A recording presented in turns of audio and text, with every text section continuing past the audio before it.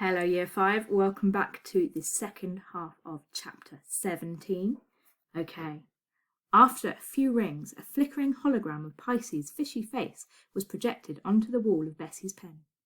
Ah, Pisces, Virgo here. I thought I'd better update you on a development in the ongoing situation vis-a-vis the Damons. Update us! Hollered the projection of Pisces. The phones are ringing off the hook. We're inundated with panicking immortals. There hasn't been a stink like this since the Titans' last curry night. Intrigued by the noise, Bessie strolled out of her pen and went to sniff at Pisces' face. Young lady, Pisces went on, his face now projected on Bessie's backside, have you any idea of the mess you have created? Virgo tried not to be distracted by Hermes and Aphrodite's giggles. No, she said innocently.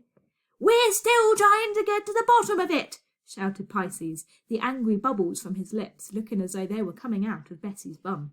You've really landed us in the poop. I'm sorry, said Virgo, trying to make herself heard over Hermes and Aphrodite's guffaws. I have taken steps to ensure that Thanatos is recaptured immediately. I have sought the assistance of the Olympians. Ha! Scoffed Pisces. Those old has-beens. They couldn't catch a cold. Aphrodite and Hermes stopped laughing. I'm warning you, Virgo, said Pisces, flickering violently and starting to fade. You're wet behind the ears. My trousers are older than you. I will not have a whiff of scandal. Sorry, said Virgo. You cut out. I didn't catch that. I said, huffed the fish over the cracking signal, I wet my trousers. I whiff. Pisces' face disappeared as the signal dropped out altogether. Crivens, cried Zeus. Hermes, get yourself to Hypnos' mansion, quick smart. Find out where he hid those stones. We've got to get to them before Thanatos does. Bosh! I love a good spy, said Hermes, as his motorbike whizzed into the shed by itself. I'll take the low road. Scotland, hold tight! And he raced his motorbike out of the barn in a flash, leaving a blizzard of hay in his wake. Well, that's that, said Zeus. Now, what about some security measures? Hephaestus, we need something around the farm, something that will keep Elliot safe inside and everyone else out. Something big and tall, something strong, something like... A fence, suggested Hephaestus dryly, as he wrapped his bright red thumb in a dirty rag. That's the ticket, boomed Zeus, as if Hephaestus had just invented the wheel. Get to it, old man. Good show.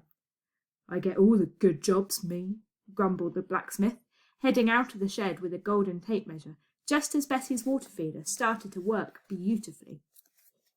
Zeus glanced over at Elliot, who suddenly couldn't keep his exhausted eyes open. You go and rest, he said. You're going to need your wits about you. Virgo, you stay with Elliot at all times. Until we know what Thanatos has in mind, we have to be on constant alert.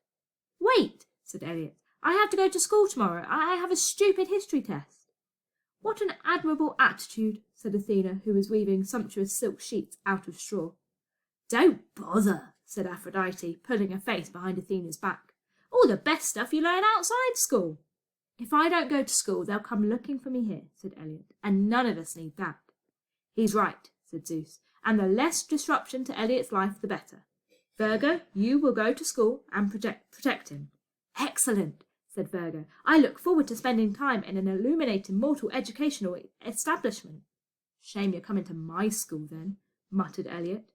You have to promise us you'll stay safe, old man, said Zeus. Now go and sleep well. It's been a long day.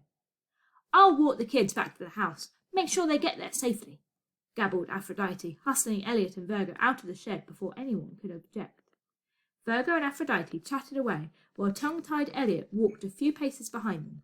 But when they reached the farmhouse, Aphrodite held Elliot back, waiting until Virgo was out of earshot before speaking. Now, listen, Ellie, she said, opening a locket around her neck and producing a heart-shaped pearl from inside it. Stuff the fun police back there. Here's some real help for your test. She handed Elliot the pearl, which he turned slowly in his palm. This wishing pearl will grant you anything you want, but only once a day and only for 7 minutes. 7's my lucky number, she said, her eyes twinkling. Keep it near you and make a wish at the start of the test. You'll ace it. Wow. Thanks, said Elliot, stringing together his longest sentence to the goddess. You're welcome, sweetie, winked Aphrodite, and with a musical giggle she sashayed back to the cowshed, leaving a happy pink boy so busy contemplating all the things he might wish for that he didn't notice an especially nosy neighbour lurking in the shadows, a neighbour who had been spying on all the strange new guests and who was determined to find out what was really going on at home farm. Very dramatic ending there. Mrs. Porcely Plum spying on Elliot, wanting to find out what's going on, and Virgo's going to school tomorrow. That is going to be crazy. Have a fantastic day, Year 5, and I will see you soon.